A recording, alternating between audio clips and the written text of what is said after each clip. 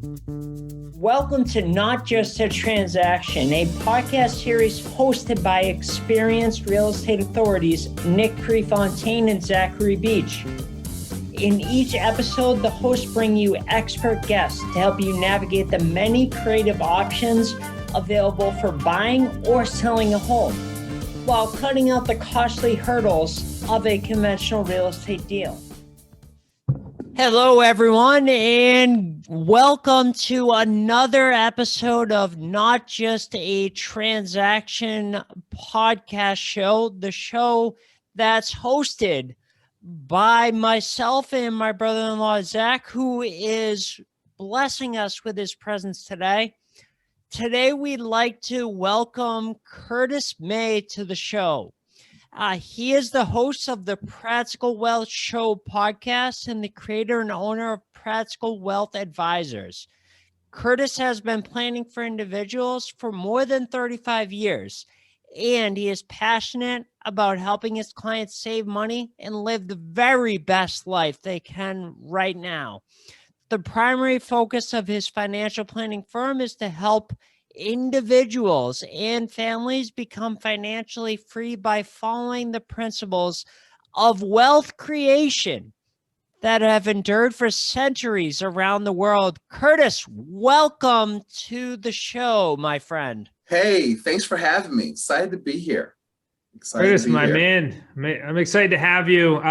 It's been a while now. That we've known each other. It's been a great relationship, and I believe that you can bring some great value to our listeners, our buyers and our sellers out there, our homeowners and want to be homeowners. Because I know you got great financial advice for anybody, whether you're employed, self-employed, in investing, not investing, whatever that could be. I know you got some great principles for them, and I think it's just betterment of financial literacy for everyone involved. So excited to have you on, Curtis. Yes, my pleasure. My pleasure. Yeah, it's because you got to learn. It's hard to win a game you don't know the rules. And so what we try to do is teach people the rules of the game and put them in control of their finances. So I'm excited to have this talk. Yeah, Nick read a great bio. I mean, that's fantastic bio. But Curtis, let's peek behind the Greek curtain a little bit. Like, tell us, Curtis, what do you do? What do you actually do?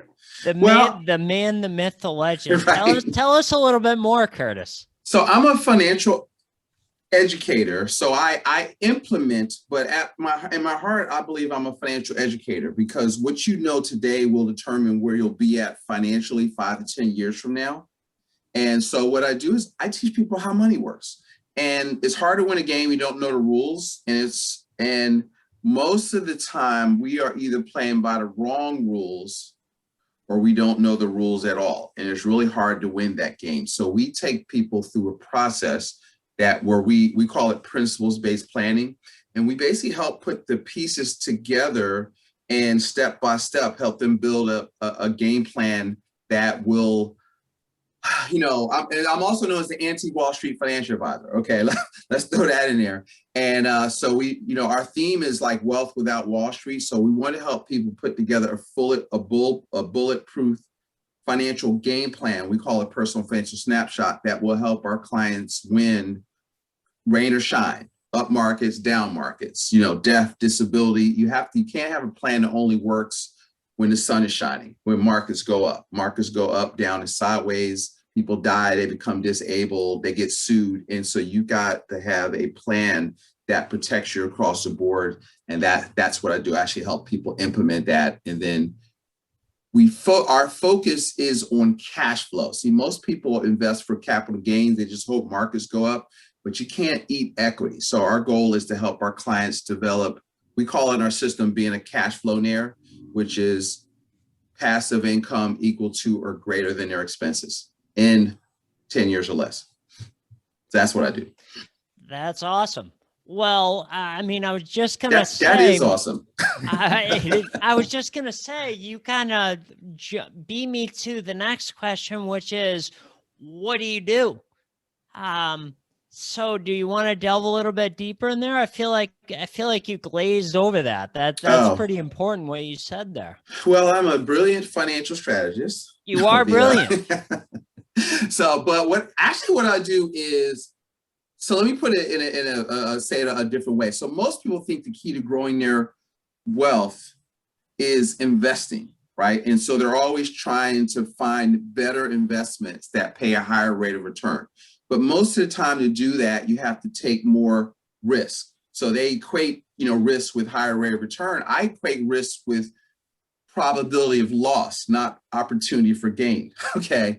And so I look at the world differently. So I always tell people, listen, there's more opportunity in minimizing the losses in your financial life than there is trying to pick winners. And so we literally, actually what we do is we take apart, I call it, we deconstruct their personal economy. So we look at all of their stuff, and most people give most of their money away. So specifically on how they manage cash flow, most wealth is lost by how people manage cash flow. So we're very intentional about helping our clients. We have a process we call taking the mystery out of money. And the goal is to basically create a system that where we call it tell your money where to go instead of asking where it went.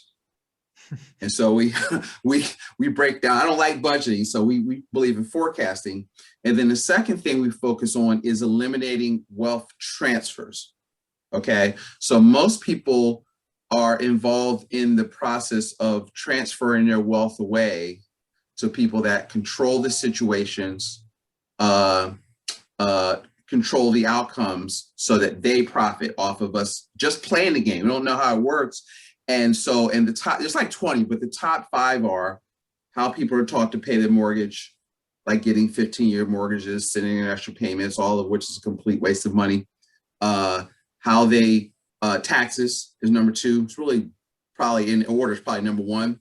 How they fund their retirement plans, how they pay for educational expenses, and how they pay for major capital purchases, which we define as anything you can't pay for in full within your monthly cash flow. So the way people handle those, if you get control of those 5 things, this is what we actually do with families. They don't have all 5, but usually have 2 or 3. And we'll just looking at their stuff, we've helped people free up $300 a month. I helped the family free up $800 a month, just showing them how to fill out their W-4 correctly. So it's little things like that. We find the money that you're losing unknowingly, unnecessarily. And then with that found money, we work to improve your cash flow so you have money for the future, so you have the ability to save. And then we want you to live the best life you can today. So I don't, I'm not one in like living a deferred life, so that's the work part, is analyzing their stuff and, helping them get on top of the horse, so to speak. All right. The question that comes to mind for me. So that's a plethora of information for all the buyers and sellers out there, all the listeners out there. However, if there's one thing that they can focus on, what should they be focusing on? Like you said, there's 5 different things, but if there's only one takeaway for them that they're going to go and do, what is that one thing? So the first thing I would say is this, I'll combine the 2. The first thing is you got to pay yourself first. Okay. So we teach people to save 15% of their gross income. Now, in order to do that, you've got to get in control of your cash flow. Okay. So I know I have a variation of basically profit first, but if you've read that book, but for personal finance, so we teach people to create multiple accounts. When money comes in, you should have 3 accounts, for example. So this is real simple. You should have an account, what we call your wealth capture account. And so what I teach people to do is be intentional. So I have them go to HR, and out of every pay, or if you're self-employed, you got to do it manually and see if you can take 10%, 15% off the top and learn to pay yourself first. But you're not going to do it. You have to automate it. So that's step 1. Okay, that's one checking account. The second account, we say, look, you've got certain static or fixed bills, right? So let's get those. You've got a rent payment. You got your new mortgage payment. You've got utilities. You've got car payments. You've got debt. So separate that out so you can see what your life costs. Okay. And then you've got what we call variable accounts, and you can deal with that two ways. So one, I used to teach people just to get so with the fixed account, by the way, there's no debit card associated. The only way you can do is write a check or do automatic bill pay. And then the second one, the variable account, if you're disciplined, you could use a credit card for that so you can get the points. This is like gas, eating out, but you got to zero it out at the end of the month. And then instead of using your debit card with ID theft on the rise, I have been teaching people to use that so that their money's protected. But if you're not disciplined, then you just create a checking account. You have a checking account, what I call your spending account, and then you just figure out what it costs for you to get through the week, and you put that money in there. And so if it's $200 and it's Thursday and you spent the money, oh well, the budget's empty and it's ramen noodles until you replenish that account again. But what it does, it will, it'll give you a control of your money. So that is like, if you can be intentional about how you spend money and how money flows in and out of your personal economy, that's the number one thing you can do. And I tell them, look, if you can save 15, 20% of your income, I don't care what you do the rest of it, have a party, but you're doing what you're supposed to do. You're paying yourself first. Does that help? Yeah, I love it, because what Nick just had you answer was something that they can go implement today. I listen to this podcast, I can go implement today and potentially change my life. Because my guess would be that 90% of people do not have any control over their finances, because financial literacy is not taught in school. Right. And most of us get all of our education through school. And financial literacy is accounting. See, I'll hear people and they're, I want to know financial literacy, and they're learning how to invest in stock market and buying Acorn and all this other dumb stuff. They need to get in control of their cash flow. So financial literacy is accounting. It's managing your cash flow and being in control of because you can't control the economy, but you can control your personal economy, which is your production and consumption as a family, which is all economics is. I think it's so important to mention there's like one point out of what you said, I think is so important to mention and get clarification on. For years now, I want to tell you a quick story. For years, I heard the term pay yourself first. You have to make sure you pay yourself first. Pay yourself first. I always thought, yeah, okay, I pay myself first. But until I actually started doing it, for over the past 10 years, I've had the bucket system. Like when money comes in, I'll put it in this account, this account, this account. But I was still never paying myself first. I only recently started paying myself first. And when I did it for the first time, I was like, oh, this is what they mean by pay myself first.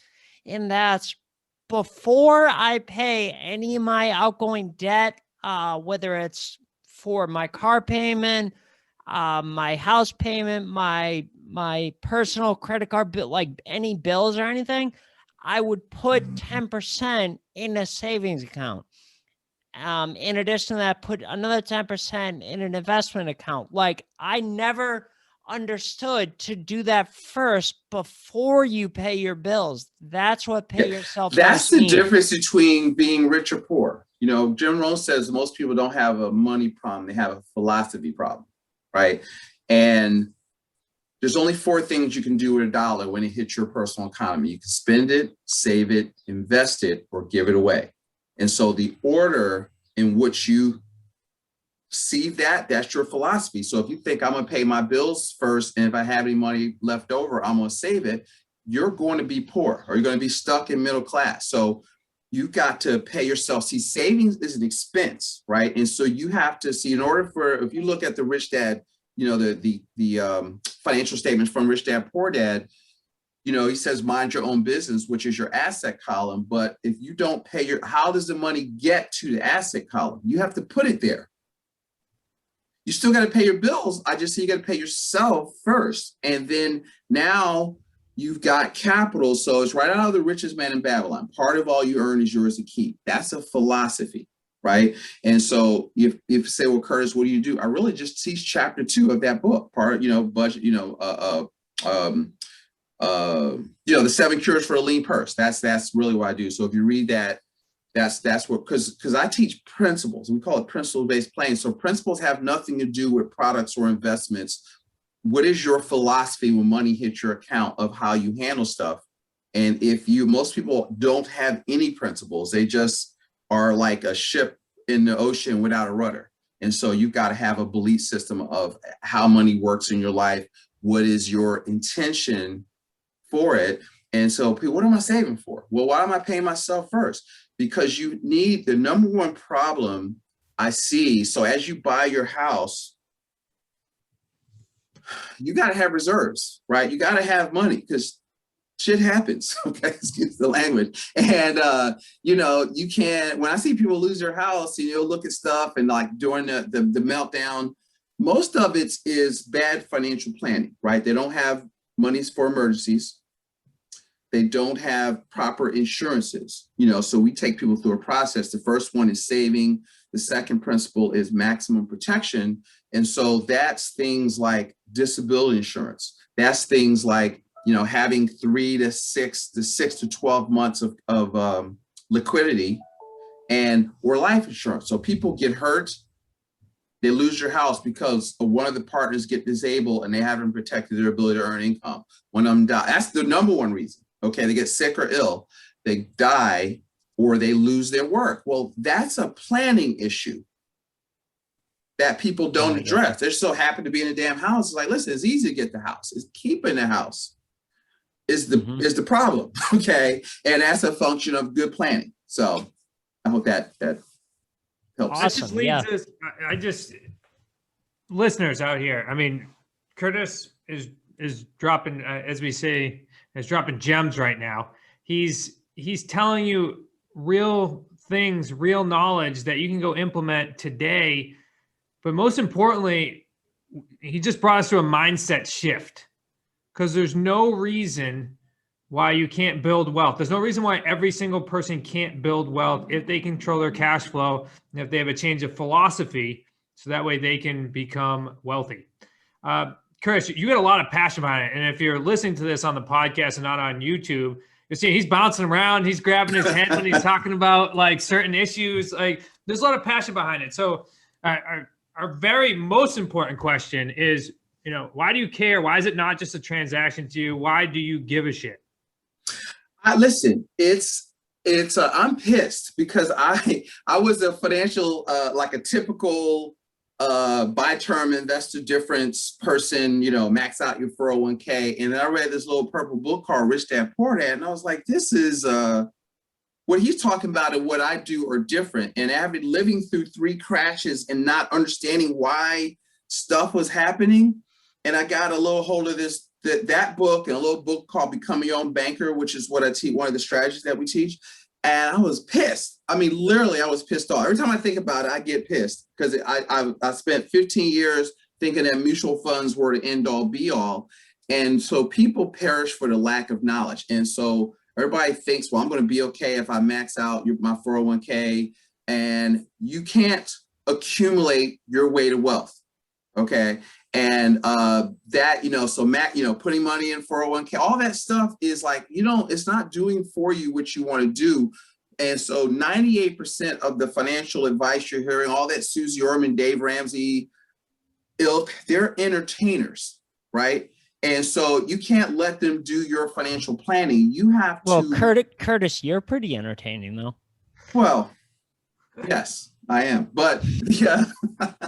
But that's only because I'm hyped, right? And so I'm excited, but I try to, it's knowledge, because I tell people, look, it's your money. It's not Curtis's money, right? It can't be more important to me than it is to you. So yes, I'm a bit passionate, but you need to be coachable. You need to be engaged, because your number one asset, I know y'all say the same thing, is you, right? And so that's the most important thing is what I'm passionate about is empowering people in this conversation called money, because I don't subscribe to what I call top-down thinking, right? That some president, some whatever organization is going to save me, or wealth needs to be redistributed, all that nonsense. What you got to do is each family, if they learn how to become a good steward of their money, will grow. And that's what will make our communities, our country stronger. So I'm really passionate about that. So I do all kinds of financial education for kids. I've done it for ex-offenders. I've done it for homeless people. So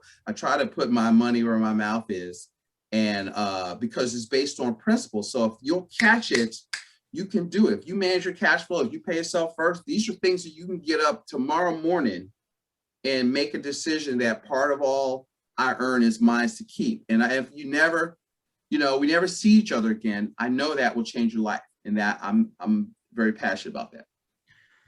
Love it. So Curtis, as we wrap up here, if somebody's listened to this and wants to get a hold of you, what's the best way for them to help? Well, I would say if you want to hear more of the madness that is Curtis, check out the Practical Wealth Show podcast, and you'll see we talk about wealth without Wall Street. But I'm going to give you a book. So I made a statement that most of the financial advice you're getting is wrong, but I want to, every time I say something, I don't just be pulling stuff out my butt. I can back up everything I say 7 ways to Sunday. So I'm going to give you a book written by my mentor, Kim Butler, who is one of the Kiyosaki's early advisors, and it's called Financial Planning Has Failed. And we talk about that. And so what I'm going to do, and it'll probably be in your show notes, but I'm going to give you a keyword. The keyword is not a transaction, all one word. And if you text that to 1-833-422-0250, we'll get that to you in an email. And if you enjoy it, if you want to interact, engage us, or you could also go to my website. If I've said something so inspiring and you want to talk to me, you can go to practicalwealthadvisors.com and click apply to work with Curtis, and we'll get you on our calendar, and we'll have a complimentary 15-20 minute meeting to see what questions I can answer for you, and all of the above is a good way. Could you repeat that for the listeners? Yeah, so it's not a transaction. To 1-833-422-0250, and my website is www.practicalwealthadvisors.com. Awesome. We'll go ahead and throw that in the show notes as well, and I'll be texting that so I can get that book. Unless Curtis, you want to send me up a book. I love it. This has been an awesome show. I think it's so very important that each and every one of us has the best knowledge when it comes to our finances, our cash flow, because there's nothing worse than what we went over today, which is if a life event happens, it throws off not only you, but your entire family. And I think we went over that today with some great key nuggets here. So I thank you, Curtis, Nick, for being a part of this Not Just a Transaction podcast. So if you're listening to this on iTunes or Spotify or whatever your favorite podcast app is, please go ahead and rate, review. And we'd love to comment and bring you everything that you need from a buyer and seller's standpoint, and that way we can empower you here. So everybody have a fantastic Wednesday, and we'll see you next week with another episode of Not Just a Transaction. Thanks for listening to another episode of Not Just a Transaction. If you want to explore selling a home, buying a home, or resources to learn more, go to prepropertysolutions.com.